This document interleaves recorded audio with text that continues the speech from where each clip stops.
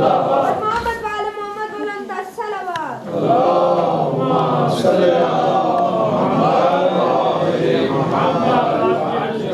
ایک بات جو میں ضروری سمجھتا ہوں اس موقع پہ کرنا، الحمدللہ قبلہ مولانا صاحب آج یہاں تشریف لائے اور انہوں نے جب فون پہ بات ہوئی تو سب سے پہلی جو انہوں نے کہا کہ میں نئی تعمیر شروع ہونے والی مسجد کا دورہ کرنا چاہتا ہوں، دیکھنا چاہتا ہوں کہ وہ کہاں تک اس کا کام پہنچا، اور پھر ملک صاحب نے ان کے دورے کا سارا بندوبست کیا اور ساتھ لے کر گئے اور دکھایا ساری جو موجودہ فی الحال تک کی جو پروگرس ہے. قبلہ مولانا صاحب الحمدللہ بذات خود بھی تجربہ کار عالم ہیں اس حوالے سے، کنسٹرکشن اور یہاں کے مسائل اور ان کو بخوبی جانتے ہیں، اور اس کو دیکھنے کے بعد انہوں نے بہت اچھے کمنٹس بھی دیے، اور نہ صرف کمنٹس بھی دیے بلکہ بہت اچھی خاصی رقم بھی بطور چندہ وہ انجمن کو دی، اور جس کے لیے ہم انتہائی مشکور ہیں. قبلہ مولانا صاحب کی صحت و سلامتی کے لیے بآواز بلند صلوات پڑھیے.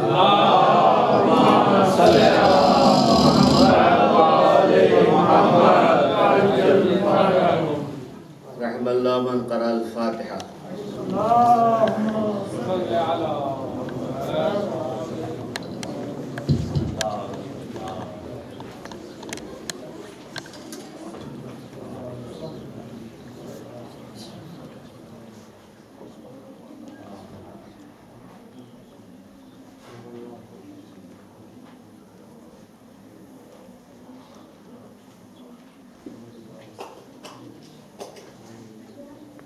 اور محمد وآل محمد صلوات.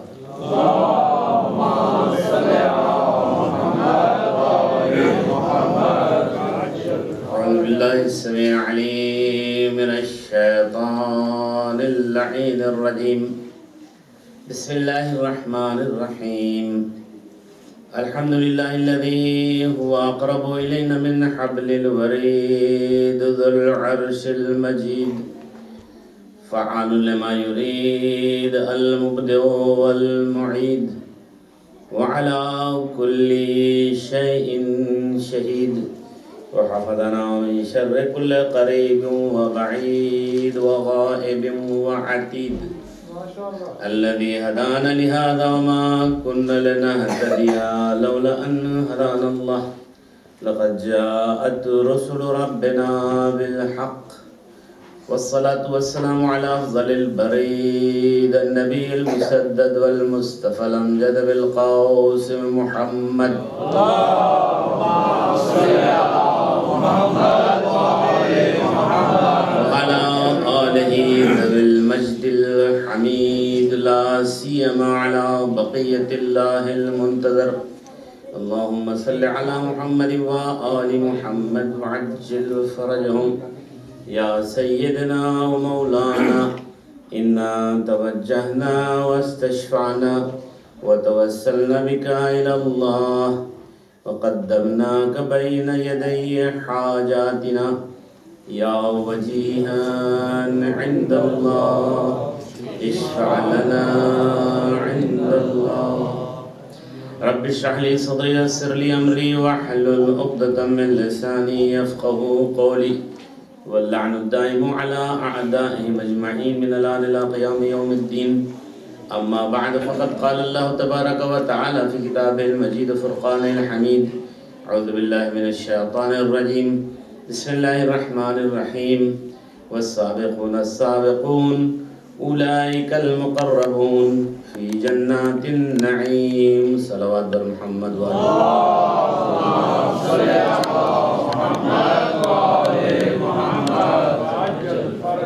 رب العالمین عز و جل کی بارگاہ میں دست و دعا ہوں کہ چہاردہ معصومین علیہ السلام شہدائے کربلا کے واسطے سے آپ حضرات کی اس مجلس اور تمام اعضاء کے سلسلے میں پہلے محرم سے اب تک کی گئی مجلسوں کی کوششیں اور توفیقات کو پروردگار عالم اپنی بارگاہ میں قبول منظور فرمائیں.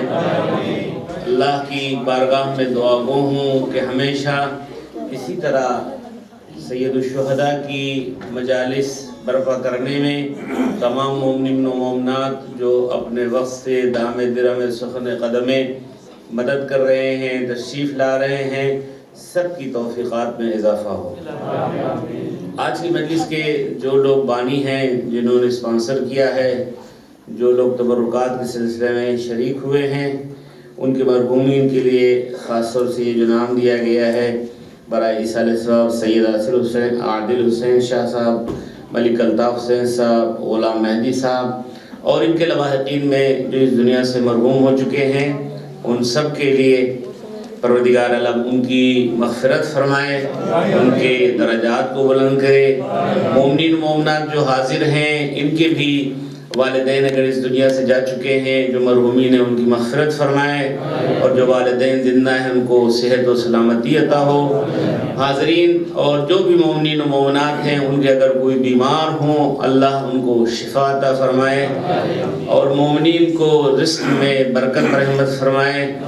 اللہ ہم لوگوں کو توفیق دے کہ ہم لوگ حج و زیارت کے شرف سے مشرف ہوں، امام زمان اسلام کے ظہور میں تعجیل ہو، ان کے اعوان و انصار میں ہمارا شمار ہو۔ تو ایک بار سورہ حمد اور 3 مرتبہ قل اللہ پڑھ کر کے جناب عادل حسین شاہ، ملک الطاف حسین، غلام مہدی صاحب اور اپنے تمام مرحومین کے لیے فاتحہ مع الصلوات۔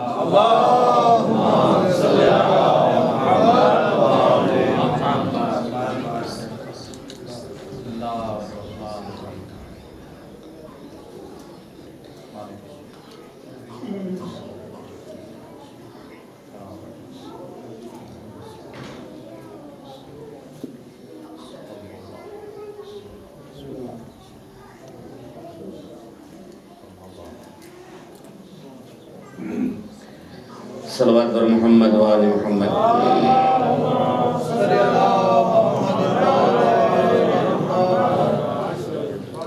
سورہ واقعہ 27ویں پارے میں ہے، اور سلسلے ترتیب میں جیسا کہ آپ کو معلوم ہے کہ 114 سورے ہیں، اور ترتیب میں یہ سورہ 56واں ہے، یعنی 56، اور اس سورے میں 96 یعنی 96 آیتیں ہیں، جس کا سورہ نمبر آیت نمبر 10، 11، 12 کی تلاوت کا شرف حاصل کیا گیا ہے۔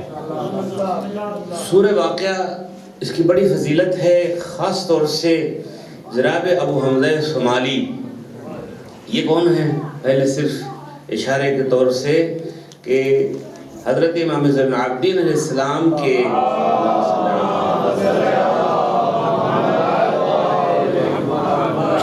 ان کے یہ صحابی ہیں، اور روایات اور تاریخ کے اعتبار سے انہوں نے 5ویں امام اور 6ٹھے امام کو بھی دیکھا ہے، شرف حاصل کیا ہے شاگرد ہونے کا۔ لیکن جو خاص بات ہے وہ یہ ہے کہ جب آپ مفاتیح الجنان کو اٹھا کے دیکھیں اور تحفۃ العوام کو، تو رمضان المبارک کے جو اعمال لکھے ہوئے ہیں وہاں پر آپ کو ملے گا ایک دعا ہے، ذرا لمبی سی ہے لیکن سحر میں پڑھنے کی ہے، دعائے ابو حمزہ شمالی ہے، جس کے بڑے زیادہ ثواب اور فضائل ہیں، اور اس میں بڑی چیزیں ہیں اور بڑی معرفت ہے۔ تو گزارش یہ کرنی کہ اصل میں دعا ہے 4تھے امام کی، لیکن انہوں نے تعلیم دی ہے اپنے شاگرد کو، تو تعلیم دے دی شاگرد کو، یہ دعا منسوب ہو گئی انہی کے نام سے۔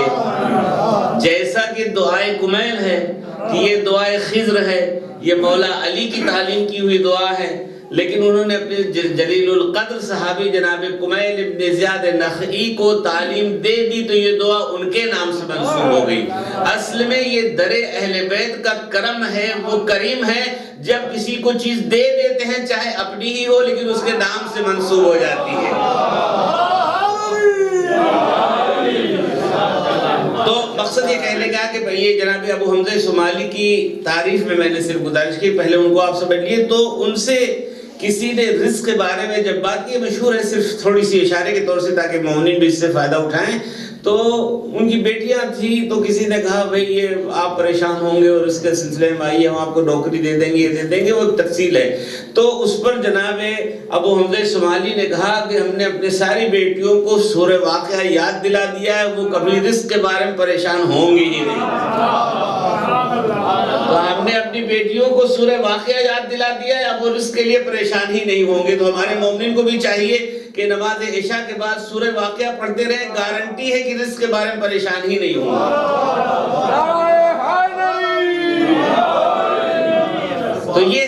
سورہ واقعہ. سورہ واقعہ جو ہے وہ بہت اہم. سارے قرآن تو ظاہر ہے پورا قرآن جو ہے مومنین کے لیے برکت ہے، خیر ہے، شفا ہے. اور جب آپ سننے کے لیے تیار ہو گئے ہیں تو یہ عرض کرتا چلوں کہ اس میں جب شروع ہوتی ہے اذا وقعت الواقعہ، یاد کرو اے رسول جب قیامت کا دن وہ واقعہ واقع ہو جائے گا. یہ جو ہے سورہ واقعہ جو ہے واقعے کی طرف اشارہ ہے، اور اس میں ایک تفصیل آ رہی ہے کہ جب قیامت برپا ہوگی اور پھر یہ جھوٹا واقعہ نہیں ہے بلکہ ایک واقعہ ایسا ہے خافضۃ الرافعہ کہ جس میں زیر و زبر ہو جائیں گے لوگ. اور پوری تفصیل آتے آتے اب اس کے بعد سے جو 10ویں آیت ہے جو آپ لوگوں کی خدمت میں سرنامہ کلام کرا دے. والسابقون السابقون، اور کچھ لوگ ہیں جو سبقت لے جانے والے ہوں گے، کاموں میں سبقت کرنے والے ہوں گے. اولئک المقربون، اور یہی وہ لوگ ہیں جو اللہ کے نزدیک قریب ترین بندے ہوں گے. اللہ کے نزدیک قریب ترین بندے ہوں گے. جنات النعیم، جو جنت النعیم کے مالک ہوں گے. تو توجہ فرمائے 3 آیتیں آپ کی خدمت میں عرض کی ہیں کہ ایک تو سبقت کرنا کار خیر میں، یہ جو آدمی آگے بڑھتا ہے، جو آدمی پہل کرتا ہے، اس کے درجے کے اعتبار سے 10ویں پارے میں جب آپ جائیں گے تو سورہ توبہ میں بھی یہی آیت ہے والسابقون الاولون، وہ لوگ ہیں من المہاجرین والانصار، مہاجر و انصار میں کچھ لوگ ایسے ہیں جو سبقت کر کے آگے بڑھے ہیں. یہ بھی وہاں پر تعریف کی گئی ہے. اس کا مطلب یہ ہے کہ جو بھی بہترین کام میں، کار خیر میں، نیک کام میں سبقت کرتا ہے، پہل کرتا ہے، آگے بڑھتا ہے، اللہ اس کے درجات کو قرآن میں اس کی تعریف کرتا ہے. صلوات پڑھتے محمد و آل محمد پر.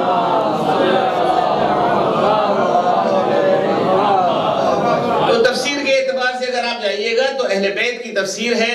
اور علامہ طباطبائی مرحوم جو ہمارے مذہب کے اس دور کے آخری ایام کے بہت بڑے اچھے مفسر ہیں، جنہوں نے تفسیر میزان زبان عربی میں 30 جلدوں میں لکھی ہے. اس کے بعد اس کا ترجمہ بھی فارسی میں ہو گیا اور اردو میں بھی آج کل ہو رہا ہے. اس کے علاوہ اس تفسیر میزان سے دوسری اور تفسیروں میں اس کے حوالے ملتے ہیں. اور آج کل اہل قلم جب تفسیر کا حوالہ دیتے ہیں تو اس کو لکھتے بھی ہیں اور بولتے بھی ہیں. تو اس میں جو بحث روایت ہے روایتوں کے اعتبار سے، تو اس میں یہ بتایا گیا ہے کہ اللہ نے 4 شخصیتوں کو سابقون الاولون قرار دیا ہے. 4 شخصیتوں کو. پہلی شخصیت وہ ہے جو حضرت آدم کے نسل سے ان کا پہلا بیٹا تھا جو مظلومیت کے اعتبار سے شہید کیا گیا، جس کو جناب حابیل کہا جاتا ہے. قابیل نے حابیل کو قتل کر دیا، تو وہ سابق ہیں. اس کے بعد کہا کہ امت موسیٰ میں سے ایک شخص ہے جس کو اللہ نے سابقون الاولون کہا ہے، وہ مومن آل فرعون ہے. اس کے بعد کہا کہ امت عیسیٰ میں سے ایک شخص ہے جو حبیب نجار ہے. اور کہا کہ ایک امت محمد میں سے ہے جس کا نام علی ابن ابی طالب ہے. تکبیر، اللہ نعرہ رسالت،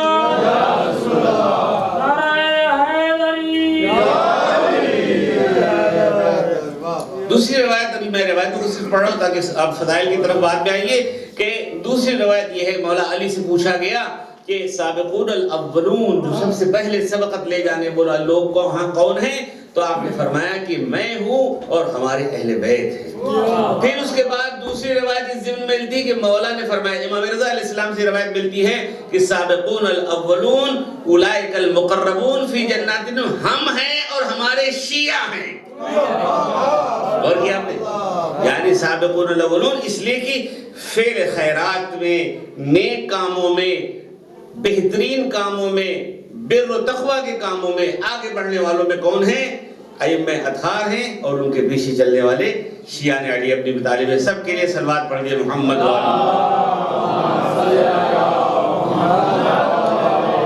صرف بچوں اور جوانوں کے لیے، بزرگ تو ہمارے ماشاءاللہ سب سے بچپن سے سنتے چلے آئے، لیکن یہاں پر بعض چیزیں اس لیے گزارش کے طور سے کی جاتی ہے کہ اسکولوں میں، یونیورسٹی میں اور کالجوں میں بچوں کو چھیڑا جاتا ہے، اور آج کے زمانے میں انٹرنیٹ اور یہ تمام چیزوں سے لا کر کے اور اس کے بعد باتیں بڑی کی جاتی ہیں. کچھ بچے ہیں جو جواب دے پاتے ہیں, جو نہیں دے پاتے ہیں. کہتے ہیں کہ کوئی پہلے اسلام لایا تھا, کوئی بعد میں لایا تھا. مولا علی کے لیے یہی کہا جاتا ہے, لکھنے والے لکھ بھی گئے کہ 10 سال کا ایمان اور 13 سال کا ایمان. ان تمام چیزوں کے جوابات ہمارے بزرگوں نے خطابت سے بھی دیا ہے, تقریروں سے بھی دیا ہے, قلم کے ذریعے سے بھی دیا ہے, لیکن صرف بتانے کے لیے دوستو عزیزو مسئلہ سبقت اسلام کا حدیث رسول سے پیغمبر اسلام نے فرمایا. حدیث رسول سے ہے, توجہ فرمائیے گا, بڑی توجہ کے ساتھ یہ حدیث سنیے گا.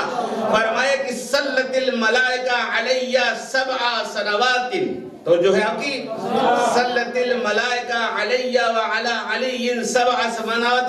کہتے کہ ہم پر اور علی کے اوپر 7 سال تک ملائکہ درود و سلام بھیجتے رہے.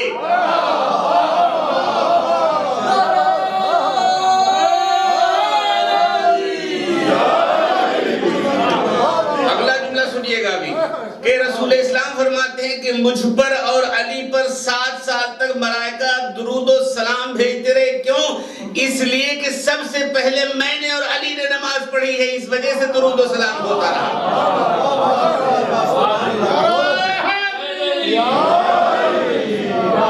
کہنے کے لیے کہہ دیا جاتا ہے کوئی فلاں آدمی پہلے اسلام لایا تھا, لیکن مسئلہ یہ ہے کہ کون تھا رسول کے پیچھے نماز پڑھنے والا سوائے علی ابن ابی طالب. مردوں میں علی اور عورتوں میں خدیجہ. یہ سوال ٹی وی پر بھی آپ نے سنا ہوگا, پوچھ لیجئے کہ بھئی سب سے پہلے نماز پڑھنے والا کون تھا, تو مردوں میں علی اور عورتوں میں جناب خدیجہ. جماعت کے صرف ایک امام 2 ماموم, ایک امام 2 ماموم. تو یہ مسئلہ ہے. لیکن تھوڑی سی توجہ آپ کو پھر ایک مرتبہ پچھلی تاریخ کی طرف لے جاتے ہیں. تمام وہ فضائل نہیں, لیکن صرف یہ بتانے کے لیے کہ سبقت الاولون کو ادھر آپ نے حدیث رسول سے سن لیا کہ پیغمبر اسلام نے فرمایا کہ مجھ پر اور علی کے اوپر ملائکہ 7 سال تک درود و سلام بھیجتے رہے, اس لیے کہ نماز ہم لوگ پڑھتے رہے اور اس کے بدلے میں وہ درود و سلام بھیجتے رہے. اب مولا علی کا جملہ سنیے, اور مولا علی اس وجہ سے نہیں, مولا علی ان تمام لوگوں کو کہنا چاہتے ہیں جو 40 سال کے بعد مسلمان ہوئے, 25 سال کے بعد مسلمان ہوئے, 30 سال کے بعد مسلمان ہوئے. کہا دیکھو جن کو ٹائٹل سبقت کا دیا جائے, ہمیں ٹائٹل کی ضرورت نہیں ہے. کیوں؟ بچہ 3 دن کا جب آنکھیں نہیں کھولتا ہے, 16 رجب کی صبح جب خانہ کعبہ میں دروازے کے باہر لینے والا آ رہا ہے, توجہ ہے آپ کی, لینے والا آ رہا ہے جس کو ضرورت ہے, اپنے ہاتھوں پر لیا اور بچے نے آنکھیں کھول دی. بچے نے آنکھیں کھول دی. کیوں میں عرض کر رہا ہوں دوستو عزیزو, ابھی تک آنکھیں بند تھی لیکن اس وقت آنکھیں کیوں کھل گئیں؟ ابھی تک آنکھیں بند تھی, ابھی تک پھر آنکھیں کیوں کھل گئی؟ بس یوں سمجھ لیجئے, ایک جملہ آپ کی خدمت میں عرض کر رہا ہوں کہ جمال مصطفیٰ کو دیکھنے کے لیے چشم مرتضیٰ چاہیے. جمال مصطفیٰ کو دیکھنے کے لیے چشم مرتضیٰ. ہر آدمی کہے کہ ہم نے جمال مصطفیٰ کو دیکھا, یہ نہیں ہو سکتا. جب مرتضیٰ والی آنکھیں ہوں تو جمال مصطفیٰ دیکھا جا سکتا ہے. تو آنکھیں کھلی تو اب سنیے گا جملہ کیا ہے. اقرو یا رسول اللہ, یا رسول اللہ میں کچھ پڑھوں, اے مولا علی آپ 3 دن کے ہیں, یہ کس نے آپ کو موبائل سے بتا دیا تھا کہ آنے والا رسول آ رہا ہے؟ یہ موبائل میں نے کیا تھا کہ آپ توجہ رکھیے گا, اس زمانے میں موبائل تھا بھئی, کون ہے جو موبائل سے بتانے والا؟ لیکن یہ نہیں ہے دوستو, یہ موبائل وہ لوح محفوظ والا موبائل ہے جو وہاں سے پڑھ کے آ رہا ہے, دیکھ رہا ہے کہ کون مجھے لینے آ رہا ہے. صلوات پڑھ دے محمد و آل محمد پر.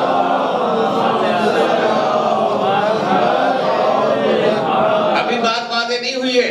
اقرو یا رسول اللہ, یا رسول اللہ میں پڑھوں. دوستو جو آپ کو معلوم ہے کہ جس وقت میں ذوالعشیرہ کا موقع ہوا ہے اور جب آپ نے اعلان رسالت کے بارے میں اپنے گھر میں مجمع کو جمع کیا ہے, تو ایک روایت کے لحاظ سے علی 10 سال کے, ایک روایت کے لحاظ سے 13 سال کے تھے.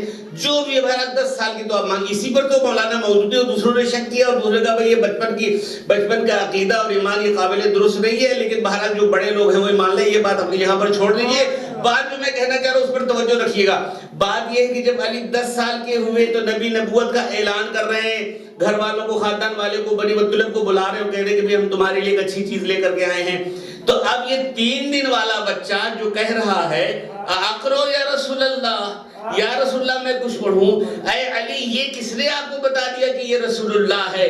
شاید اس بندے حقیر جاہل کو جواب ملے تمہیں پتہ نہیں ہے آنے والا مورخ لکھے گا کہ یہ 10 سال کے بچے کا ایمان نہیں ہے، میں 3 دن کا ہو کر کے اعلان رسالت کی تصدیق کر رہا ہوں۔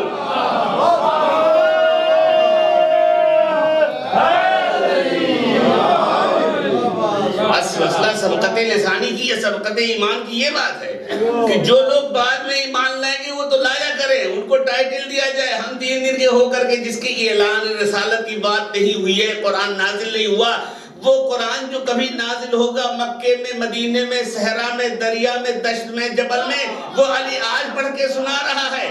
تمہیں کل کی بات ہوگی، آج علی پڑھ کے سنا رہا ہے۔ وہ کتابیں جس کی تعلیم تمہیں نہیں ہے، میں پڑھ کر کے سنا رہا ہوں۔ صلوات پڑھ دے محمد و آل محمد۔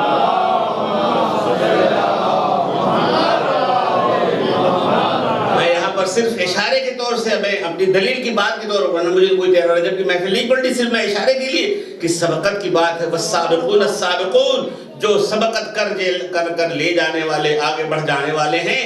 تو گویا مولا علی نے سبقت کی ہے قرآن کے پڑھنے میں، اور اس اعتبار سے کہ تمام صحف انبیاء کی تلاوت کر دی، زبور کی تلاوت کر دی، انجیل کی تلاوت کر دی، اور توریت کی تلاوت کر دی۔ لیکن اب مسئلہ یہ ہے کہ تصدیق کیسے ہو؟ تصدیق کرنے والا کہہ رہا ہے اے علی توریت کو تم نے موسیٰ سے بہتر پڑھا ہے، توریت کو تم نے موسیٰ سے بہتر پڑھا ہے، زبور کو تم نے داؤد سے بہتر پڑھا ہے، انجیل کو تم نے عیسیٰ سے بہتر پڑھا ہے۔ اب یہ نہیں کہہ رہے کہ قرآن کو مجھ سے بہتر پڑھا، نہیں، قرآن ایسا پڑھا جو پڑھنے کا حق ہے۔ صلوات پڑھ دیے محمد و آل محمد۔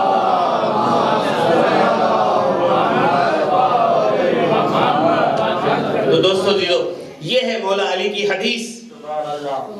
رسول اللہ نے فرمایا کہ سبقت کرنے والوں میں علی ہیں، اور اسی لیے کئی مقام پہ بعد وفات رسول بھی جنگ صفین کے موقع پر یا جب سقیفہ کی کارروائی ہو گئی تب کئی مرتبہ مولانا نے فرمایا کہ ہے کوئی تم میں جو ہم سے زیادہ سبقت اسلام لے کر ہم سے زیادہ کرنے والا ہے، جو ایمان میں سب سے آگے بڑھا ہے۔ اب ایک جملہ آپ سنیے گا، شاید آپ لوگوں کی نظر سے وہ ویڈیو بھی گزری ہو اور دیکھا بھی ہو، نہ ہو تو شاید اگر یوٹیوب پہ ہوگی تو آپ دیکھ لیجئے گا۔ مجھے سارے جملوں کو نہیں دہرانا، صرف ایک جملہ مولانا کوثر نیازی کا، جو اس دنیا میں نہیں رہے۔ دلی میں جشن مولود کعبہ ہوا، اور وہ بھی کسی ایک برادران اہل سنت کے آدمی نے، وہ بانی اس کا تھا۔ اس زمانے میں مولانا کوثر نیازی کو ویزا نہیں دیا جا رہا تھا، بڑی مشکل سے ویزا ملا، اور جناب ان کا کاغذ اور جناب ویزا اور سارا کاغذ جو ہے اسلام آباد رہا، وہ گیا نہیں۔ وہ گئے اور شرکت کر کے چلے بھی آئے، تو اس مجمع میں انہوں نے یہ بات کہی کہ ہم نے ویزے کو اپلائی کیا اور ابھی تک ویزے کا جواب بھی نہیں آیا، لیکن دیکھیے میں بزم میں آ گیا ہوں، مولا علی کی جشن میں شرکت بھی کر رہا ہوں اور میں واپس بھی جا رہا ہوں۔ یہ معجزہ علی کا نہیں ہے تو اور کیا ہے کہ میں یہاں آ گیا۔ آپ جملہ سنیے کوثر نیازی کا، سنیے بڑے تعجب کے ساتھ کوثر نیازی یہ کہہ رہے ہیں کہ بھائی علی کے باب میں یہ کہنا کہ علی ایمان لائے تھے ظلم ہے۔ یہ کوثر نیازی کا جملہ سنیے کہ علی ایمان لائے تھے، یہ علی کے باب میں ظلم ہے۔ کیوں؟ اب وہ آگے کہتے ایمان وہ لاتا ہے جو پہلے سے کافر رہا ہو۔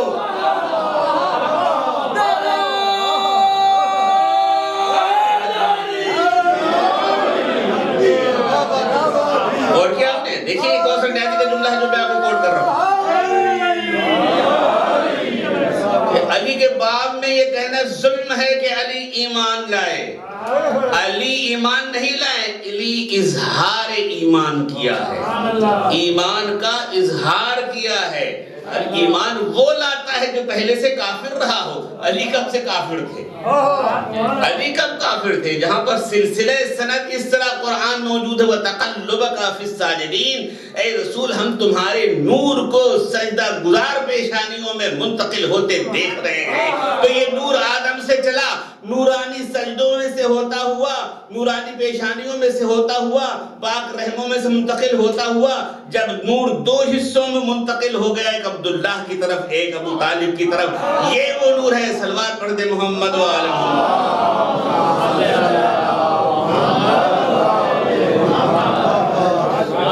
علی کے فضائل ایسے نہیں دوستو عزیزو. مسئلہ یہ ہے کہ فضیلتوں کے 4 اسباب ہیں. فضیلتوں کے 4 اسباب ہیں: علم، ایمان، تقوی، جہاد. عام مومن کے لیے ایمان، علم، تقوی، جہاد. اور قرآن کی روشنی میں اس اعتبار سے سنیے: افمن کان مؤمنا کمن کان فاسقا لا یستوون. کیا وہ انسان جو صاحب ایمان ہے اس کے برابر ہو سکتا ہے جس کے پاس ایمان نہیں ہے؟ فاسق اور فاجر یعنی مومن و کافر برابر نہیں ہو سکتا. قرآن نے کہا ہے افمن کان مؤمنا کمن کان فاسقا لا یستوون. مومن اور کافر برابر نہیں ہو سکتا، مومن و فاسق برابر نہیں ہو سکتا، مومن و بدکردار برابر نہیں ہو سکتا. یہ قرآن کا فیصلہ. یعنی ایمان جس کے پاس ہے وہ صاحب فضیلت ہے. دوسری بات علم ہے. دوسری بات علم ہے. اور اس اعتبار سے کہ علم، صاحب علم اور جس کے پاس علم نہ ہو وہ برابر نہیں ہو سکتا ہے. عالم اور جاہل برابر نہیں ہو سکتے ہیں. قرآن کی آیت. صلوات پڑھ دیں محمد و آل محمد. قرآن نے ببانگے دھولا آواز دی: هل يستوي الذين يعلمون والذين لا يعلمون. کیا وہ لوگ جن کے پاس علم ہے ان کے اس برابر وہ ہو سکتے ہیں؟ لا يعلمون جو جاہل ہیں، جو برابر نہیں ہو سکتے ہیں. پھر تقوی جس کے پاس ہے وہ صاحب فضیلت ہے. اس بزم میں جس کے پاس تقوی ہے وہ صاحب فضیلت ہے. ان اکرمکم عند اللہ اتقاکم.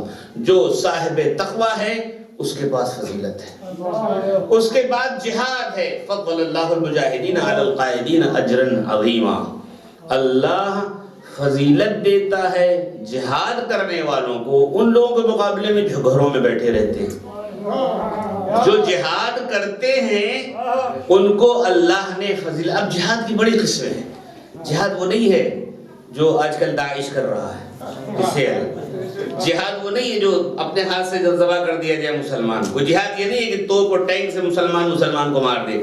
جہاد القاعدہ اور طالبان اور لشکر جنگوی، لشکر طیبہ والا نہیں ہے. اس لیے کہ رسول اللہ سے پوچھا گیا، کہا کہ میں جعفر طیار کے جنگ سے کامیابی کی یا حیدر کرار کے خیبر سے آنے کی، ان دونوں کی خوشی مناؤں؟ یہ کتنا بڑا جہاد کر کے آئے ہیں. نہیں، یہ دونوں جہاد اصغر کر کے آئے ہیں. ہم جہاد اکبر پہ خوشی مناتے ہیں، یعنی نفس سے ہم مارا تو گر مارا. یہ جہاد اکبر ہے. اگر آپ اپنے نفس کو قتل کرتے ہیں یہ جہاد اکبر ہے. اور پھر جہاد کرنے میں یاد رکھیے گا، جہاد کرنے میں وہی ہے فضل اللہ المجاہدین علی القائدین اجرا عظیما. اللہ فضیلت دیتا ہے جہاد کرنے والوں کو ان لوگوں کے مقابلے میں جو گھر میں بیٹھے رہتے ہیں. تو جو میدان میں آتا ہے اسی کو گالی بھی ملتی ہے، اسی کو ڈنڈے بھی ملتے ہیں، اسی کو پتھر بھی پڑتا ہے. جو گھر میں بیٹھا رہتا ہے اس کو نہ گالی ملتی ہے نہ ڈنڈے ملتے ہیں. اور یہی بات تھی کہ میدان میں پیغمبر اسلام آئے تھے، ان کو برا کہا گیا. میدان میں علی مرتضیٰ آئے، ان کو برا بھلا کیا گیا. اور اسی طرح ائمہ اطہار ہے، اور اسی طرح علماء، اور اسی طرح ہمارے یہ مومنین ہیں جو آگے بڑھ جاتے ہیں انہی کو گالیاں ملتی ہیں، انہی کو برا بھلا بھی کہا جاتا ہے. اس لیے ہمارے دل کو چھوٹا نہیں ہونا چاہیے. ہم جہاد کے مرحلے میں ہیں. صلوات پڑھ دیں محمد و آل محمد.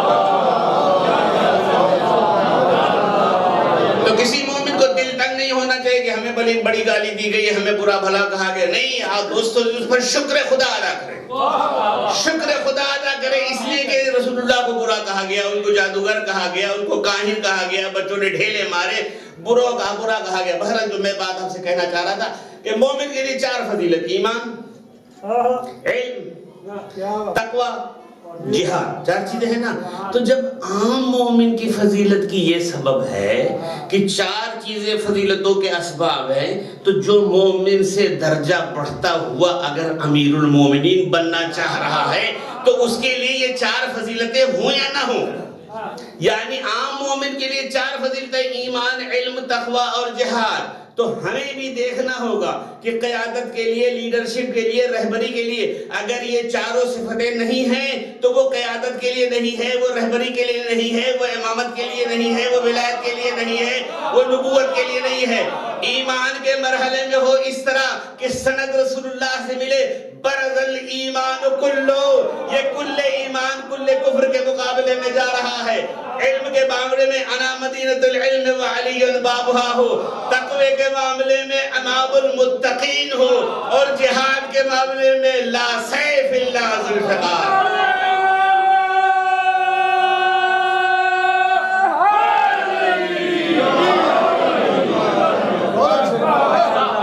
یہ ہے فضیلتوں کے اسباب ہے، ایسے ویسے نہیں ہے کہ علی سابق الایمان ہو گیا، علی سبقت لے کے بڑھ گیا۔ ہمارے ائمہ اطہار سب کے سب اس مرحلے میں ہیں۔ برائے خوشنود یہ بی بی سکینہ علیہ السلام پرنتر صلوات۔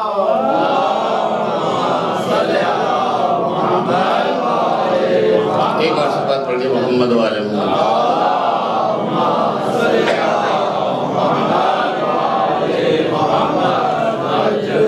جو میں نے آپ سے گزارش کی ہے کہ مولا کائنات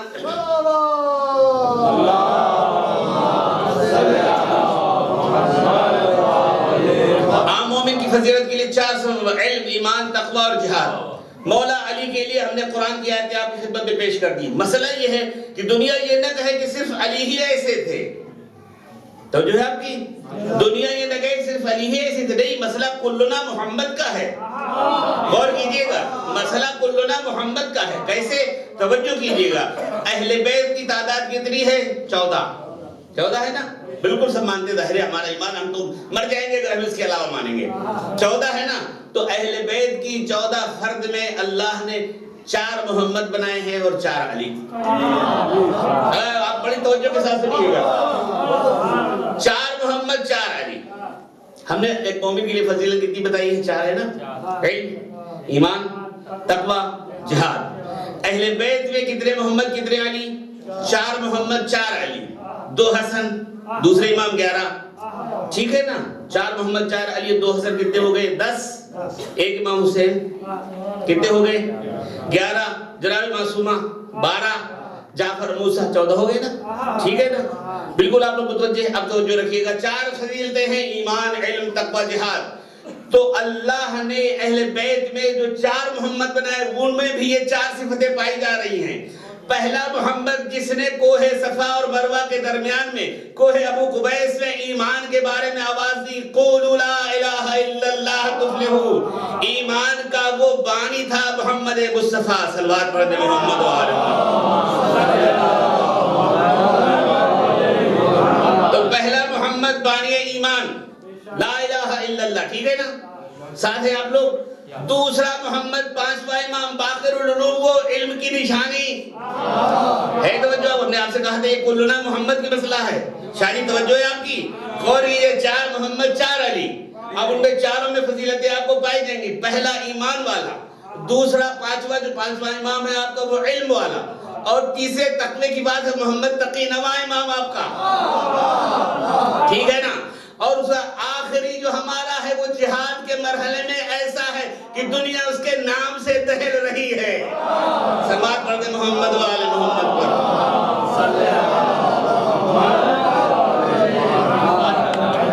ایمان، عمل، ایمان، علم، تقوی اور جہاد، تو یہ 4 محمد آپ نے سن لیے، اور پھر 4 علی، جس میں پہلا علی اس کی فضیلت آپ نے خدمت بیان کر دی۔ لیکن چلیے وہ ایمان بھی ہے، علم بھی ہے، تقوی بھی ہے، جہاد بھی ہے، لیکن سب سے بڑھ کر مرحلہ جو ہے وہ علم کا ہے۔ سلونی قبل ان تفقدونی، ٹھیک ہے نا؟ یہ دعویٰ کسی اور نے نہیں کیا ہے، ہاں ایک نے کیا تھا، وہ بتاتا ہوں گیا، تو کیسا وہ کھایا گیا ہے وہ بھی بتاتا ہے۔ ایک سلوات پڑھ دیجیے مولا علی کے نام پر۔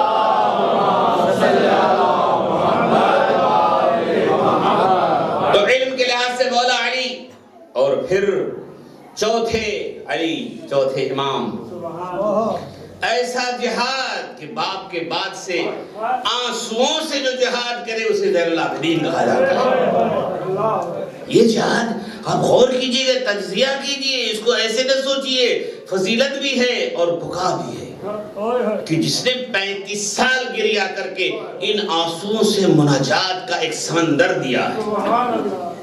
آج دنیا اس پر تحقیق کر رہی ہے، پی ایچ ڈی کر رہی ہے، ڈی لیٹ کر رہی ہے، جو صحیفہ سجا دیا ہے۔ اور پھر تیسرا علی، امام زین العابدین علیہ السلام، جس نے ایمان کا ایک ایسا قوی ستون قائم کر دیا کہ بادشاہ وقت لرز گیا. اب اس کی تاریخ سے نہیں عرض کر رہا ہوں جی. اور چوتھا علی جو تقوی کا مرحلہ ہے، علی نقی جو نقی یعنی تزکیہ نفس کے مرحلے میں ہے. صلوات پڑھ دیں محمد و آل محمد.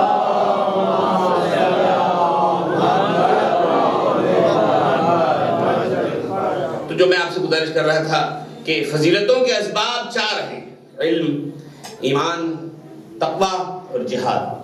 اور پھر اللہ تبارک و تعالیٰ کی عجیب و غریب مصلحت ہے دوستو عزیزو کہ یہ 14 نام کئی اعتبار سے ہم نے دیکھا تھا کہ 4 محمد 4 علی. اب یہ چاروں 4 ہیں نا، لیکن اگر ایک کر دیے تو 1 محمد 1 علی. ٹھیک ہے، 2 ہو گئے. 1 جعفر 1 موسیٰ، کتنے ہو گئے؟ 4. 1 حسن دونوں میں مشترک ہے، 5. جناب فاطمہ اور کون ایک رہ گئے، 7 یہ بنتے ہیں: محمد، علی، فاطمہ، حسن، حسین، جعفر، موسیٰ. ٹھیک ہے. تو جو اب یہ 14 معصوم کو اگر خلاصہ کر دیجئے تو کتنے نام بنتے ہیں؟ 7 بنتے ہیں نا. اب 7 کی تعداد میں اب غور کیجئے، غور کیجئے اور بڑھتے جائیے. 7 کی تعداد میں غور کیجئے، بڑھتے جائیے. 7 آسمان، 7 زمین، 7 جنت، 7 جہنم، آنکھوں کے دونوں کے پردے، 7 ادھر 7 ادھر، یعنی 14. جب کچھ پڑھنا ہو نور چلا، آنا و علیون میں نور واحد، 2 حصوں میں نور تقسیم ہوا، 14 پردوں سے چھتا ہوا. تحریر کو پڑھ لیں آپ، یعنی بغیر 14 کے قرآن پڑھا نہیں جا سکتا ہے.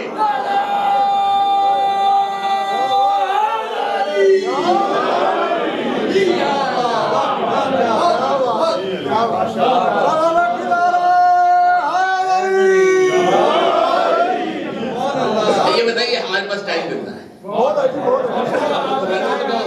40-45 منٹ کہا جاتا ہے، لیکن اگر آپ لوگ پڑھنے کی اجازت دیں گے تو ہم پڑھیں گے. 28 سال سے یورپ میں رہ رہے، گاڑی چلانا جانتے ہیں، گیئر بدلنا بھی جانتے ہیں، تو گیئر بھی بدل دیا کریں گے. ایک بار تو صلوات پڑھ لیے محمد والا. اصل یہ چیزیں وہ ہیں جو بچوں اور جوانوں کے معلومات کے لیے بہت ضروری ہے. اب یہ جو کہتے ہیں نا کہ بھئی علی علی تم لوگ کرتے ہو، خامخواہ علی علی ایسے نہیں کرتے ہیں. اللہ نے کچھ فضیلت دی ہے تو ہم علی علی کرتے ہیں، اس لیے کہ علی علی اگر اللہ کرے تم اللہ کی گردن نہیں پکڑنے جاؤ گے. معذرت کے ساتھ اللہ جسم والا نہیں ہے، لیکن اللہ کو پکڑ نہیں سکتے ہو. رسول اللہ اگر کہے رسول اللہ کو نہیں پکڑ سکتے. اور اگر صحابی کہے، میں ٹھہرا ہوں، اگر صحابی کہے صحابی کو نہیں پکڑ سکتے ہو. ذرا پکڑ کے دیکھو تو جانے. کہتے ہو کہ یہ صحابی کو نہیں مانتے. دیکھیں میں آپ سے عرض کروں، مسجد سے باہر نکلے، دوسرے صاحب آگے بڑھے، وہاں جا کے جناب ابو ذر سے ملاقات ہوئی. نہیں، مسجد کی طرف وہ آ رہے تھے، مسجد سے ابو ذر نکل رہے تھے. سنیے بعد میں بات آ گئی، بیچ میں میں کچھ ابھی اور عرض کرنے جا رہا تھا. بیچ میں ان سے ملاقات ہوئی، پوچھا کہاں سے آ رہے ہو؟ کہا مسجد سے. کہا رسول اللہ ہے؟ کہا رسول اللہ ہے. کہا کہ اور کون وہاں پہ بیٹھا ہوا ہے؟ کوئی ہے رسول اللہ پاس؟ کہا خدا کی قسم ایک آدمی بیٹھا ہوا لیکن میں اسے پہچانتا نہیں.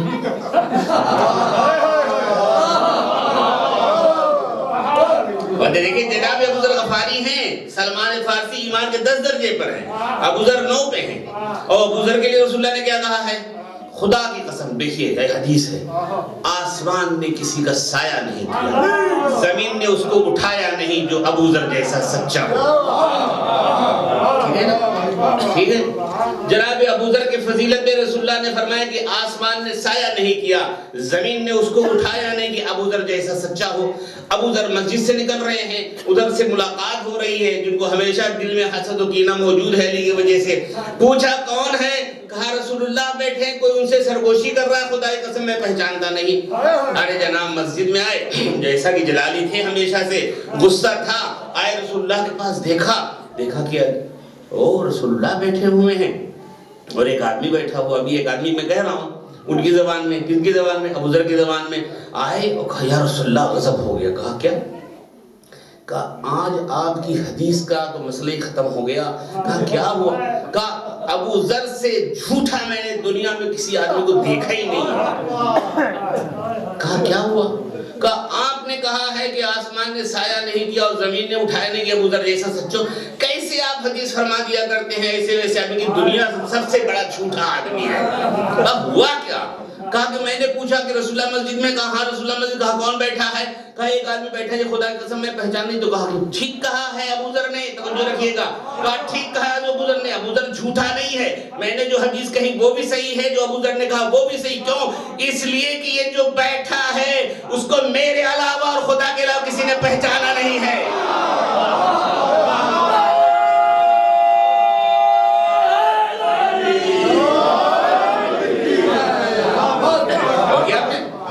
بھئی ابو ذر نے کہا تھا کہ خدا قسم میں پہچانتا نہیں، تو انہوں نے صحیح بات کہی، کہا کہ جو میں نے کہا ابو ذر کے بارے میں وہ بھی صحیح ہے، اور جو ابو ذر نے کہا وہ بھی صحیح ہے۔ آج دوسری مہر سخت لگ گئی ہے، کہا کہ خدا کی قسم یہ جو بیٹھا ہے یا علی تم کو کسی نے پہچانا نہیں، میں نے اور خدا نے، خدا کو کسی نے نہیں پہچانا لیکن میں نے اور تم نے اور مجھے کسی نے پہچانا، خدا اور علی نے صلوات پڑھے محمد و آلہ۔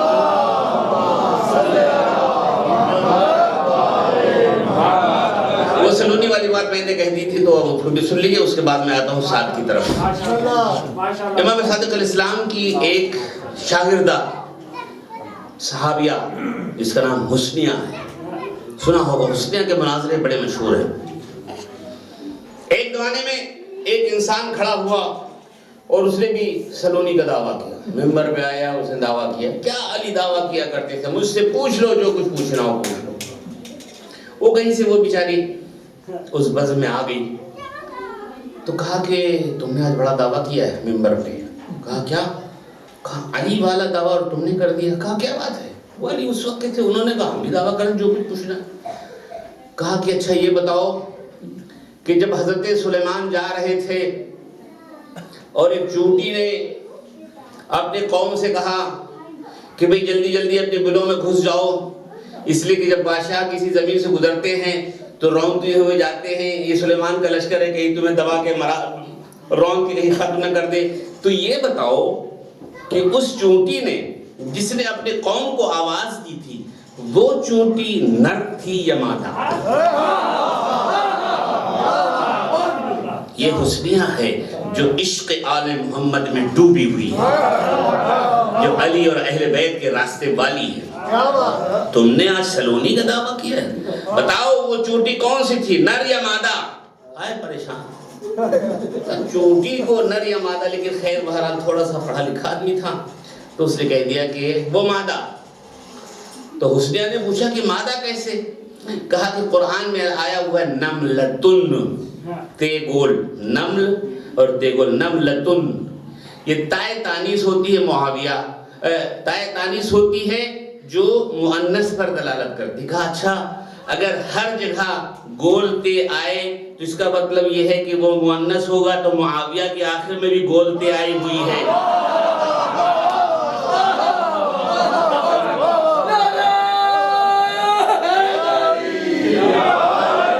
اب اس کے بعد جواب نہیں تھا، اب کہتا ہے کہ یہ بتاؤ کہ تم اپنے شوہر کی اجازت سے اس مردوں کے مجمع میں آئی ہو تو تم پہ، تمہارے شوہر پہ لعنت ہو، اور اگر تم خود سے آئی ہو تو تم پہ لعنت ہو، اس لیے کہ مردوں میں تم آ گئی ہو۔ کہا کہ اگر کوئی عورت گھر سے اپنے شوہر کی اجازت کے بغیر نکلے تو اس پر لعنت ہوتی ہے، اس کو اگر تم مان لو تو ہم کچھ کہنا چاہتے ہیں تاریخ کے پچھلے اور آپ کے بارے میں۔ صلوات پڑھ دے محمد و آل محمد۔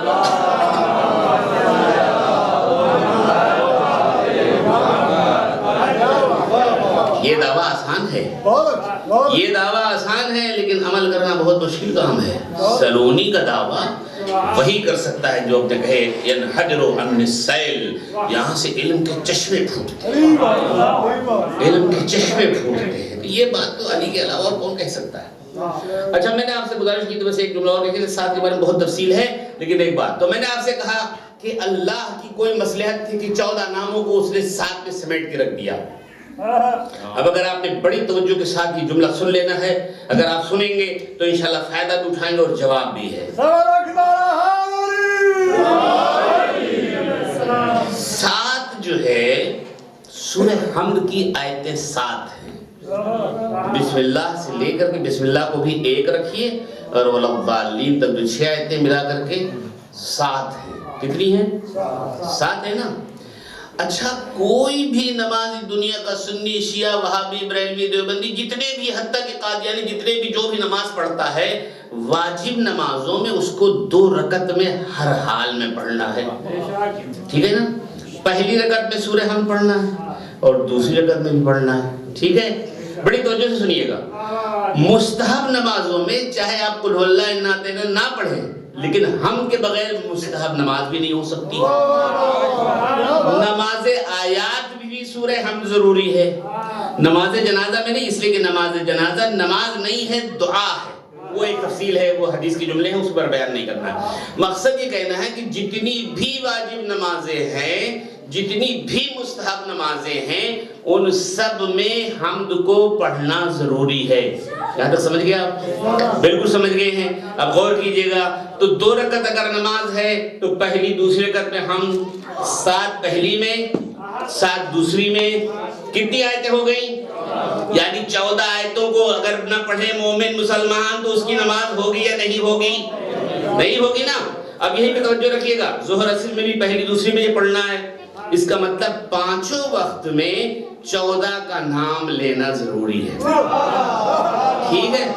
ابھی یہیں تک نہیں، اب یہاں پہ آئیے، دنیا میں جتنے بھی صحیفے ہیں، جتنے بھی قرآن، جتنے بھی آیتیں نازل ہوئی ہیں، جتنی بھی کتابیں نازل ہوئی ہیں، سب کا علم قرآن میں، قرآن کا علم سورہ حمد میں، سورہ حمد کا علم بسم اللہ میں، بسم اللہ کا علم نقطہ با میں، اور نقطہ با کے نیچے جو نقطہ رکھا ہوا ہے انا النقطۃ تحت الباء، علی نے کہا کہ میں وہ نقطہ ہوں جو بے کے نیچے ہے۔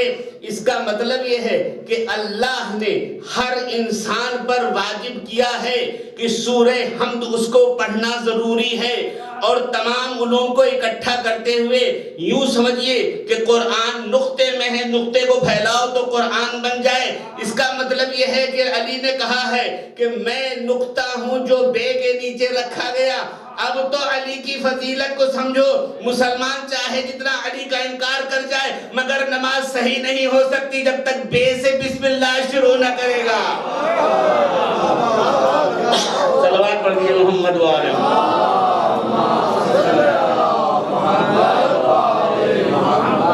اور پھر آخری بات ختم کرتے ہوئے، ہمارے بزم میں کئی لوگ ہیں جو حج بھی کرنے جا چکے ہیں، نہیں ہے تو عمرہ بھی کیا ہوگا، تو اس کے اعمال میں جو پہلی چیز ہوتی ہے وہ طواف ہے۔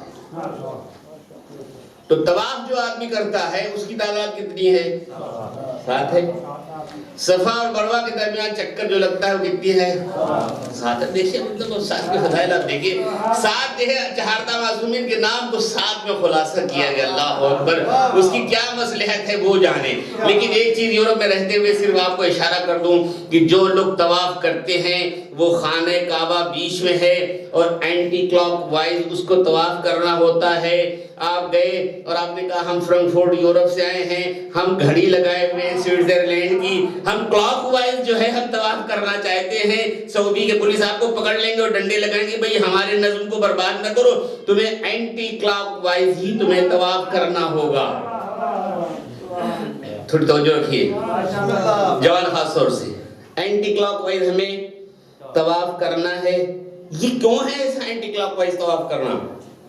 اللہ نے کوئی مصلحت رکھی ہے۔ آپ کا جو ہارٹ ہے، دل ہے، یہاں نہیں ہے، اگر اس سے کوئی ڈاکٹر ہو یا بچہ جاننے والا، آپ کا ہارٹ یہاں نہیں ہے، بیچ میں بھی نہیں ہے، لیفٹ سائڈ میں ہے۔ اب ذرا اینٹی کلاک وائز آپ طواف کر کے دیجیے اور کلاک وائز آپ طواف کر کے دیکھیے، آپ کا ہارٹ جو ہے لیفٹ سائڈ میں ہے، تو جب اینٹی کلاک وائز کریں گے تو اس ہارٹ کا تعلق خانہ کعبہ کے ساتھ جڑا رہے گا۔ توجہ ہے آپ کی، 7 مرتبہ چکر لگائیں گے تو ہارٹ سے تعلق آپ کا جو ہے خانہ کعبہ سے رہے گا۔ یہ مصلحت خدا تھی کہ دل مومن کا گھر سے رہے یا جوف کعبہ میں جو رہا ہے اس سے لگا رہے۔ صلوات پڑھیے محمد و آل محمد پر۔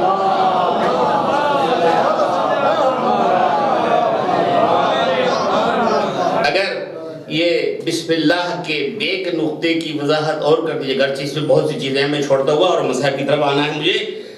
دیکھیے آج کی دنیا میں جتنے بھی ترقی کا راز ہے اور ایڈ ہو رہے ہیں، ایڈورٹیزمنٹ ہو رہے ہیں، کمپیوٹر کا سسٹم ہے، جتنے بھی ویب سائٹ ہیں، جتنے بھی ای میلیں ہیں، ڈاٹ کے بغیر نہ کھل سکتی ہیں نہ بھیج سکتے ہیں. ہے نا؟ آپ کی توجہ سنا ہوگا آپ نے، لیکن ہم دوسرے طریقے سے ہم بیان کر رہے ہیں. توجہ فرمائیے گا کہ کوئی بھی ویب سائٹ کھل نہیں سکتی ڈاٹ کے یہاں پہ آپ کاما لگا دیں، لائن کھینچ دیں، نہ آپ کی ویب سائٹ کھلے گی، نہ آپ اس کو دیکھ سکیں گے، اور نہ ہی آپ میل کھول سکیں گے، نہ میل بھیج سکیں گے. یہ نقطہ کتنا اہمیتوں کا حامل ہے. آنے والی دنیا یہ جانتی ہے کہ یہ نقطہ آج ایڈ کیا اور ایڈورٹیزمنٹ کے ترقی کا راز یہ نقطہ ہے. علی نے یہ کہہ دیا تھا، رسول اللہ نے کہہ دیا تھا کہ اس کی اہمیت کو سمجھو کہ کل کمپیوٹر کا زمانہ بھی آئے گا تب بھی سمجھو گے کہ اس نقطے کی کیا اہمیت ہے. سمجھ صلوات پڑھ دیں محمد و آل محمد.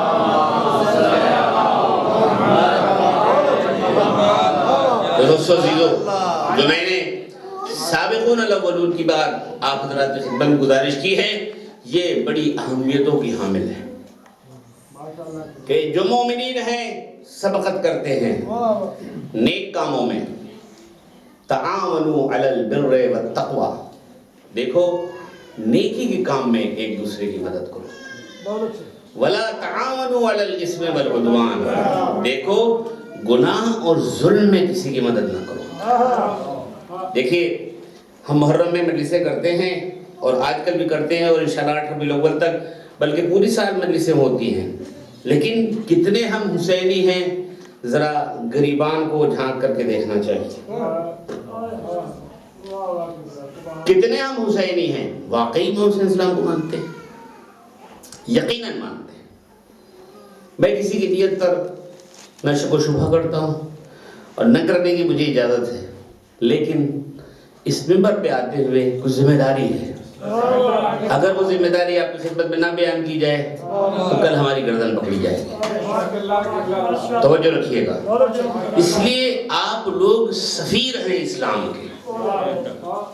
آپ فرانکفورٹ جرمنی آئے ہیں، ظاہری طور سے آپ سمجھ رہے ہیں کہ ہم روزی حاصل کرنے کے لیے آئے ہیں، بزنس حاصل کرنے کے لیے آئے ہیں، ہم اسکول پڑھنے کے لیے آئے ہیں، ہم یونیورسٹی کے لیے آئے ہیں. لیکن اللہ نے آپ کو بھیجا ہے کسی مصلحت سے. روزی حاصل کرتے رہو، دین کی باتیں بھی کرتے رہو. تمہیں اسلام کا سفیر بنایا گیا ہے، تمہیں اسلام کی نمائندگی دی گئی ہے. یہ نہیں ہے کہ ہم نے تم کو رزق دیا ہے تو وہاں جا کے ہمیں بھول جاؤ. نہیں، ہمیں یاد کرتے ہوئے تم اس رزق کو حاصل کرو، ہمیں یاد کرتے ہوئے تم علم حاصل کرو، ہمیں یاد کرتے ہوئے ہماری تعلیمات یاد کرتے ہوئے. امام حسین السلام کے سامنے ایک شخص آیا، کہا یا مولا میں بڑا گنہگار ہوں، بڑا گنہگار ہوں، مجھے کچھ نصیحت کیجئے. تو امام حسین السلام سے ایک مرتبہ جرأت مندانہ انداز میں کہتا ہے، مولا میں بہت بڑا گنہگار ہوں، فرزند رسول بہت بڑا گنہگار ہوں، لیکن گناہ چھوڑنے بھی دل نہیں چاہتا. گنہگار ہوں لیکن گناہ چھوڑنے کا بھی دل نہیں چاہتا. اور پھر آیا ہے کس کے پاس؟ سردار جمانہ جنت کے پاس، فرزند زہرا کے پاس، علی کے دل بند کے پاس. مجھے آپ نصیحت کیجئے. پہلی بات امام نے فرمایا، حدیث آپ چاہیے گا اس کا کوڈ آپ کو کروں، اعلام الہدا میں، اعلام الورا میں، جہاں پہ 3 جلد امام حسین السلام کی ہے، مجمع جہانی اہل بیت، اس کو چھاپا ہے، عربی میں ہے. امام نے فرمایا 5 کام کر لو اور جتنا جی چاہے گناہ کرو. غور کیجیے، کون کہہ رہا ہے؟ امام حسین السلام. جو میں نے آپ سے کہا ہے کہ ہم چیک کریں کہ واقعی ہم حسینی ہیں، امام حسین کے فرمودات پر عمل کرتے ہیں. کہا 5 کام کرو اور خوب گناہ کرو. دیکھو کون کہہ رہا ہے؟ امام کہہ رہے ہیں کہ 5 کام کرو، خوب گناہ کرو. پہلا کام یہ ہے کہ اللہ کا رزق آنا چھوڑ دو اور خوب گناہ کرو. اللہ کا رزق آنا چھوڑ دو اور خوب گناہ کرو. دوسری بات یہ ہے کہ اللہ کے ملک سے نکل جاؤ اور خوب گناہ کرو. یہ قبلہ نہیں کہہ رہے، امام حسین کہہ رہے ہیں. سنیے غور سے، اگر ہم حسینی ہیں، اللہ کے ملک سے نکل جاؤ. کہاں جائیں گے؟ پاکستان جائیں گے، انڈیا جائیں گے، جرمن جائیں گے، کہاں جائیں گے؟ روس جائیں گے، آسمان میں جائیں گے، زمین میں جائیں گے، سمندر میں جائیں گے، پہاڑ میں، کہاں جائیں؟ سب تو اللہ کی ملکیت ہے. ملک خدا سے نکل جاؤ، جتنا جی چاہے گناہ کرو. 2 باتیں ہو گئی. تیسری بات، کوئی ایسی جگہ ڈھونڈ لو گناہ کرنے کے لیے جہاں اللہ تمہیں دیکھ نہ رہا ہو. کوئی ایسی جگہ گناہ کی ڈھونڈ لو جہاں پہ اللہ تمہیں دیکھ نہ رہا ہو. تین ہو گئے. چوتھی چیز، جب ملک الموت تمہاری روح قبض کرنے کے لیے آئے تو اس کو دھکا دے کے بھگا دو اور خوب گناہ کرو. 4 چیزیں ہو گئی. اور جب اہل جہنم کے داروغ اور فرشتے تمہیں جہنم کی طرف لے جانے لگے تو ان کو بھی دھکا دے کے بھگا دو اور خوب گناہ کرو. یہ ہے 5 طریقے گناہ کرنے کے. اب کون ایسا مومن اور مسلمان ہے جو رزق خدا نہ کھائے اور گناہ کرے؟ کون ہے جو ملک خدا سے نکلنے کے لیے تیار ہے؟ کون سی جگہ ہم ڈھونڈ کے لائیں گے جہاں پر انسان کو اللہ دیکھ نہ رہا ہو؟ ہم گناہ کیا سمجھتے ہیں؟ قتل کرنا گناہ ہے، شراب پینا گناہ ہے، کسی آدمی کو مثلا اس کے حق کو غصب کرنا گناہ ہے. نہیں، وہ چھوٹے گناہ جو ہم صبح سے شام تک کرتے ہیں اس پر ہماری توجہ نہیں ہے کہ ہم وہ گناہ کر رہے ہیں. ہم سمجھتے ہیں کہ بڑا اچھا کام، جھوٹ بولے یہ گناہ نہیں ہے، چغل خوری کر دی یہ گناہ نہیں ہے، غیبت کر دی یہ گناہ نہیں ہے، کسی کا حق مار لیا یہ گناہ نہیں ہے، پیسہ لے کے بیٹھ گئے یہ گناہ نہیں ہے، بھائی کا حصہ نہیں دیا ہے گناہ نہیں ہے، بہن کا حصہ نہیں دیا ہے گناہ نہیں ہے، بیٹی کا حصہ نہیں دیا ہے گناہ نہیں. اب جو ہے جتنے بھی لوگ ہیں غاصبان فدق پہ لعنت کر رہے ہیں لیکن خمس نہیں نکال رہے ہیں، یہ گناہ نہیں ہے. ہم کیسے غاصبان اہل بیت پر لعنت کرتے ہیں جبکہ وہ لعنت خود ہم پر پڑ رہی ہے؟ ہم پر خود لعنت پڑ رہی ہے اس لیے کہ ہم خمس نہیں دے رہے. پیسہ جمع کیے ہیں حج نہیں کر رہے، پیسہ جمع کیے ہیں زیارت کو نہیں جا رہے، گرچہ زیارت مستحب ہے. یہ واجب چیز میں نے بیان کی. مناجات کی. حضرت موسیٰ نے اللہ کی بارگاہ میں قحط پڑا ہوا ہے، پانی برس نہیں رہا ہے. جناب موسیٰ نے اللہ کی بارگاہ میں عرض کی کہ اتنے دن سے دعا کر رہے ہیں، مولا خدایا دعا قبول کیوں نہیں ہو رہی ہے؟ ایک بار کہا، 2 بار کہا، تیسری بار تو اللہ کی طرف سے آواز ہے، موسیٰ تمہارے درمیان میں جتنے لوگ آتے ہیں ان میں سے ایک چغول خور بھی آتا ہے جس کی وجہ سے دعا قبول نہیں ہوتی ہے. قحط پڑا ہوا ہے، پانی نہیں برس رہا ہے. موسیٰ کہتے ہیں خدایا ہماری دعا کیوں قبول نہیں ہو رہی؟ کہا جتنے لوگ آتے ہیں ان میں سے ایک چغل خور ہے. کہا یا رب اس کا نام بتا دے تاکہ اس بزم سے خارج کر دیں. اللہ نے کہا اگر یہی چغل خوری مجھے کرنی تھی تو تمہیں چغلی سے کیوں منع کیا ہے؟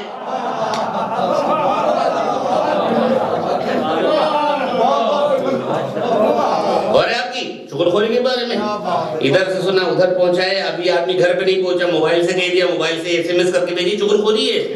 تو آج کل موبائل جو ہے بہت تیزی کے ساتھ اتنی چغل خوری کرتا ہے وہ. تو قحط پڑا ہوا پانی برس نہیں رہا ہے اور یہ اس وجہ سے اللہ اکبر کہ چغل خور موجود ہے بزم میں، اس لیے دعا قبول نہیں ہو رہی ہے. اللہ اکبر. کہا رب تو اس کا نام بتا دے. کہا اگر ہم نام بتا دیں گے تو چغل خوری ہو جائے گی اور اس سے تو ہم نے منع کیا کہ یہ برا گناہ ہے. کہا رب تو ہی بتا کہ ہم کیا کریں. کہا بس یہ کر لو کہ جب دعا مانگنے ہے تو سب سے کہہ دو کہ اپنی گناہوں کی توبہ کر کے پھر مانگو دعا تو ہم قبول کر لیں گے.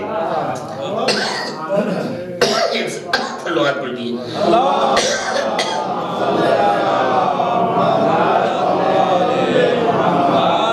آخری کلام کے ساتھ دوستو عزیزو، مسئلہ کیا ہے؟ مسئلہ یہ ہے کہ ہم اپنے گناہوں کو پہچانتے نہیں. ہم اپنے گناہوں کو پہچانتے نہیں ہیں اور ہم سمجھتے بس انگلی رکھ دی آپ گنہگار، آپ کی غلطی، آپ کی غلطی، آپ کی. اس کی غلطی نہیں ہے، اپنی غلطی ماننے کے لیے نہیں تیار. انگلی اٹھانا دوسروں کے اوپر. نند بھاوج کو کہے گی، بھاوج نند کو کہے گی، چچا بھتیجے کو گیا، بھتیجا چچا کو، خالہ ماموں بھانجے، یہ جتنا سب. ہم کیوں معافی مانگے؟ اس لیے کہ اس نے کہا ہے. ہم معافی مانگے، ہم نیچے ہونے کے لیے نہیں تیار ہیں. اچھا بتائیے، دنیا میں شیعہ نے حیدر کرار کے نزدیک سب سے بڑا بہادر کون تھا؟ علی. ٹھیک ہے، لا فتح الا علی لا سیف الا ذل. ٹھیک ہے نا. مولا علی سے بڑھ کر کے کوئی بہادر نہیں ہوا ہے نا. ٹھیک ہے. ابھی ہم یہ کہہ رہے ہیں کہ ہم کیوں مانگے معافی، غلطی اس نے کی. اب سنیے، نہج البلاغہ میں جملہ ہے، مولا کا جملہ جو بہادر تھا لا فتح الا علی لا سیف الا ذوالفقار. بہادر کسے کہتے ہیں؟ توجہ فرمائے گا. بہادر میرے نزدیک وہ بہادر شخص ہے جو عذر خواہی میں معافی مانگنے کے لیے آگے بڑھ جائے، وہ سب سے بڑا بہادر ہے. علی اس کو بہادر، یعنی جو خود بہادر ہے دنیا کا، وہ اسے بہادر کہہ رہے ہیں. معافی مانگ لو میرے نزدیک تم بہادر. ہم معافی مانگنے کے لیے غلطی ہم اپنے ہی مانگتے، اس کی غلطی ہم مانگ لے. غلطی بھائی ہم مانگ لے غلطی، علی خوش ہو جائیں گے، علی ہم کو بہادر مان دیں گے. ہم اگر معافی مانگیں گے تو علی خوش ہو جائیں گے. کم سے کم یہ سوچ کر کے ہم معافی مانگنے شاہ صاحب کے گھر چلے جائیں، شاہ صاحب مجھے معاف کر دو، مخصوص شاہ صاحب ہم نے غلطی کی، جیسے ہم نے معافی مانگی علی خوش ہو گئے. میں نے مثال دی، آپ حضرات یہ نہ سمجھیے کہ میں کوئی شاہ صاحب کی تعریف کر رہا ہوں. میں شمشاد صاحب کو کہہ دوں، ضمیر صاحب کو، کسی بھی جن کا نام چاہتا ہوں، سید رضوان کو کہہ دوں، کسی کے تو آپ لوگ نام لینے سے یہ نہ سمجھے میرا مقصد وہ ہے نہیں. میں مومن کے بارے میں کہہ رہا ہوں. کوئی بھی انسان عالم دین کے اوپر واجب ہے مومن سے معافی مانگے. آپ کسی بات کر رہے ہیں؟ اس امام میں یہ قسم. عالم دین کیا ہے، مجتہد کیا ہے؟ اس لیے معصوم صرف 14 جتنے بھی معصوم صرف 14 جتنے بھی مجتہدین کی ہم تقلید کرتے ہیں بے شک وہ قابل احترام ہیں، لیکن معصوم نہیں. معصوم نہیں. وہ بھی جب غلطیاں کرتے ہیں تو معافی مانگتے ہیں. وہ معافی مانگتے ہیں. تو ہم کون ہیں جو معافی مانگنے کے لیے اتنے گناہوں سے لدے ہوئے ہیں، سر سے پیر تک، سر سے پیر تک گناہوں میں لدے ہوئے ہیں، اور ہم معافی مانگنے کے لیے آگے نہیں بڑھتے ہیں. آج ہی معافی مانگیں، کل معافی مانگیں، کل صبح فون اٹھائیے، پاکستان فون کیجئے، بہن کو، بھائی کو، چچا کو، ماموں بھائی فلاں وقت میں ہم سے غلطی ہو گئی، معاف کریں. آداب حج میں سے ہے. ٹھیک ہے کہا جاتا ہے کہ خمس نکال کر کے جائیے، لیکن آداب حج میں سے اگر حقوق الناس ادا کر کے نہیں گئے، حج صحیح نہیں ہے. کعبہ کوئی فائدہ نہیں پہنچائے گا، عرفات کوئی فائدہ نہیں پہنچائے گا، کسی کا حق مار کے گئے. اس لیے حق ناس کو ادا کرنا بہت ضروری. دوستو عزیزو، کیوں؟ اس لیے کہ یہ مدرسہ ہے، یہ مجلس دانشگاہ ہے، یہ کلاس ہے. یہ کلاس میں ہم سیکھنے کے لیے آتے ہیں. اگر ہم نے بارگاہ حسینی سے درس اخلاق نہیں لیا تو کہاں سے لیں گے؟ اور پھر معافی مانگنا نہیں، معاف کر دینا بھی بڑا ثواب ہے. معافی جہاں مانگنا ثواب ہے، وہاں معاف کر دینا ثواب ہے. کہ جس نے لجام فرض پکڑا ہے اور آ کے پاؤں پہ گر رہا ہے، کہتا مولا معاف کر دیے، تو حسین نے معاف کر دیا. خدا کی قسم تیری ماں نے جیسا تیرا نام رکھا ہے، تو یہاں بھی آزاد ہے اور آخرت میں بھی آزاد ہے. درس حسینی سے معاف کرنا بھی سیکھیے. رمضان مبارک کی رات میں جس وقت آپ ہاتھ اٹھاتے ہیں خدایا مجھے بخش دے، تو فرشتے کہتے ہیں یہ تمہارے بغل میں بیٹھا ہوا جو تجھ سے معافی مانگ رہا ہے، اس کو پہلے معاف کرو، پھر ہم تمہیں معاف کریں گے. معاف کرنا بھی سیکھو، معافی مانگنا بھی سیکھو، معاف کرنا بھی سیکھو. یہ ہے در اہل بیت کی تعلیمات. اور یہ ہے کہ کون سی ایسی چیز ہے جو کربلا نے ہم کو سکھائی نہیں ہے. وفا کو سیکھنا ہے، کربلا سے سیکھو. معافی مانگنا سیکھنا ہے، حر سے سیکھو. معاف کر دینا حسین سے سیکھو. محبت بڑھانا زینب سے سیکھو. محبت کا پیکر. اور پھر جہاں پر بہن کی یہ محبت ہے، وہاں بھائی کا بھی احترام ہے کہ زینب آتی ہے تو سر و قد سے حسین کھڑے ہو جاتے ہیں. اور پھر جملہ مشہور ہے کہ مجھے وہ گھر اچھا نہیں لگتا جس میں رباب اور سکینہ نہ ہو. یہ بڑا مشہور جملہ ہے امام حسین کا. اللہ آپ لوگوں کو کوئی غم نہ دے بجز غم حسین کے. انشاءاللہ گریہ کریں گے جناب سکینہ کی شہادت یا وفات کی تاریخ ہے. دوستو عزیزو، کیوں؟ اس لیے کہ ایک یتیمہ پر آپ گریہ کریں گے. یتیم نوازی اہل بیت سے سیکھیے. یتیم نوازی کریم اہل بیت علی سے اور حسین سے سیکھیے. جس وقت میں جناب مسلم کی شہادت کی خبر آتی ہے اور مولا حسین جناب زینب سے کہتے ہیں کہ مسلم کی بیٹی کو لایا جائے، اور لا کر کے امام حسین اپنی گود میں بٹھا کے سر پہ ہاتھ پھیرنا شروع کرتے ہیں. بیٹی بڑے عجیب نگاہ سے دیکھتی ہے. چچا جان خیر ہو؟ ماموں بھی تھے، چچا جی بھی تھے. خیر ہے، آپ تو اس طرح میرے سر پہ ہاتھ پھیر رہے ہیں جیسے یتیم کے سر پہ پھیرا اے بیٹا تیرا بابا شہید ہو گیا، آج سے میں تیرا باپ ہوں۔ دوستو تمہیں صرف پوچھنا چاہے تو یہاں اس وقت میں جبکہ اس بیٹی کے اوپر ہاتھ امام پھیر رہے تھے، کیا سکینہ موجود نہیں تھی؟ اس منظر کو سکینہ نے دیکھا ہوگا، میرے بابا نے مسلم کی بیٹی کے سر پہ ہاتھ پھیرا تھا ان کی شہادت کے بعد۔ ہاں یہ شام غریباں کیسی آئی کہ ہمارے سر پہ کوئی ہاتھ پھیرنے والا نہیں ہے، کوئی آتا ہے تو تماچے مارتا ہے، کوئی آتا ہے تو گندے چھینتا ہے، کوئی آتا ہے تو آگ لگاتا ہے۔ جزاکم ربکم۔ دوستو عزیزو، سکینہ کو حسین کتنا چاہتے تھے۔ جب عصر عاشور رخصت ہوئے ہیں، رخصت ہو کر کے باہر آنا چاہتے ہیں، گھوڑے سے کہتے ہیں گھوڑے میرے نانا کی آخری سواری مجھے میدان میں پہنچا دے۔ گھوڑا آگے نہیں بڑھتا، اپنے منہ سے پیروں کی طرف اشارہ کرتا ہے، میری کیا مجال اے فرزند رسول میں آگے نہ جاؤں۔ لیکن ایک مرتبہ جب حسین نے دیکھا پاؤں سے لپٹی سکینہ فریاد کر رہی ہے، اے میرے نانا کے ذوالجناح، جس کو تو میدان میں لے گیا ہے واپس نہیں لایا۔ حسین زمین پر آئے، بیٹا سکینہ تم نے تو رخصت کر دیا تھا، بابا جان آخری بار کلیجے سے لگا لو بابا۔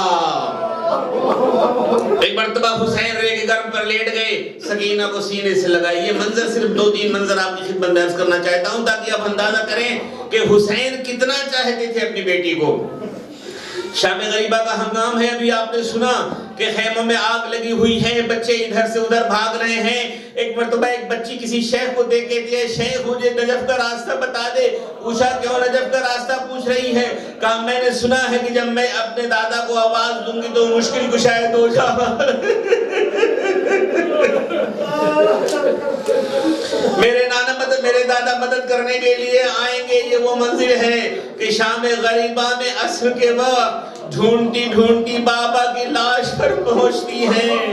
جب سب بچے غائب نظر نہیں آتے، زینب ڈھونڈتی ہوئی سب ام کلثوم کے ساتھ چلتی ہیں، آواز دیتی ہوئی سکینہ کہاں ہو؟ لیکن ایک نشیب سے آواز رونے کی آ رہی ہے۔ جب پہنچی تو ایک لاش ہے بے سر سے لپٹی ہوئی۔ زینب نے پوچھا بیٹا یہ کس کی لاش ہے؟ کہا کہ یہ میرے بابا کی لاش ہے پھوپھی جان۔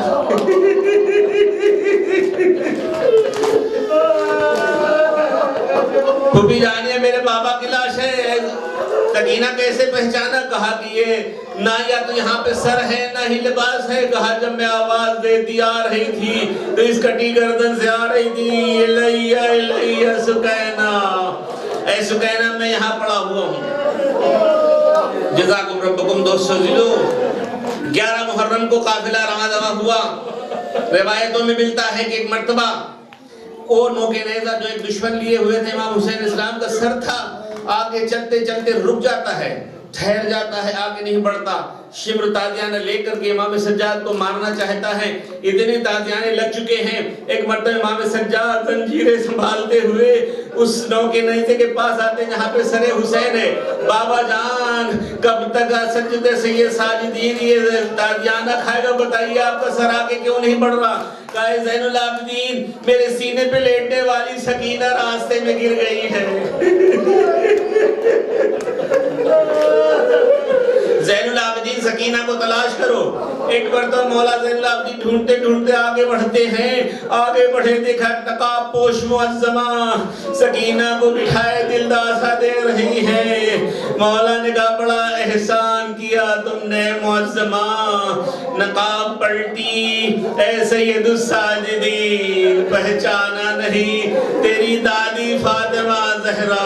اے سادات کرام توجہ کرو، اے سید الساجدین تمہاری دادی فاطمہ زہرا جنت البقیع میں نہیں ہے، تمہارے ساتھ ساتھ ہیں۔ دوسرا منظر اسی راستے کا ہے، سکینہ پیاس سے جا بلب ہیں۔ ایک مرتبہ کوٹھے پہ بیٹھی ہوئی ایک عورت اس منظر کو دیکھ نہ سکی، کہا بیٹی گھبراؤ نہیں ہم پانی لاتے ہیں۔ کاسے میں پانی لے کر کے آئی اور کہا دیکھو ہمارے لیے 3 دعائیں کرو۔ کہا کیا ہے دعا؟ کہا پہلی دعا یہ کرو کہ تمہاری طرح ہمارے بچے یتیم نہ ہونے پائیں۔ ایک مرتبہ سکینہ نے پھٹے دامن کو اٹھایا، خدایا میری یتیمی کا واسطہ اس کے بچے یتیم نہ ہو۔ زینب نے پوچھا دوسری دعا کیا ہے؟ کہا جب میں مدینے جاؤں تو میں اپنے آقا سے ملاقات کروں۔ کہا کون ہے آقا؟ کہا حسین ہے۔ کہا اچھا جلدی سے بتا تیسری دعا کیا ہے؟ کہا جب میں مدینے جاؤں تو اپنی شہزادی سے ملاقات کروں۔ شہزادی کون ہے؟ کہا زینب۔ کہا ام حبیبہ نو کے نیزے پر حسین کا سر ہے، بالوں کو ہٹایا۔ یہ دیکھو زینب کی دکھیاری۔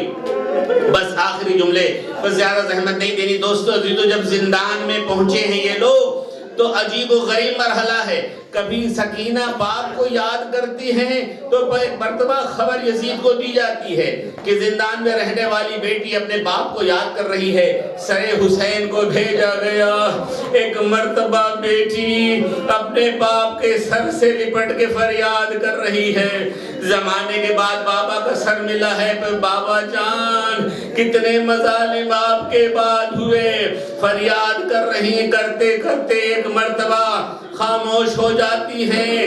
زینب نے شانہ ہلایا، دیکھا بیٹی دنیا سے جا چکی ہے۔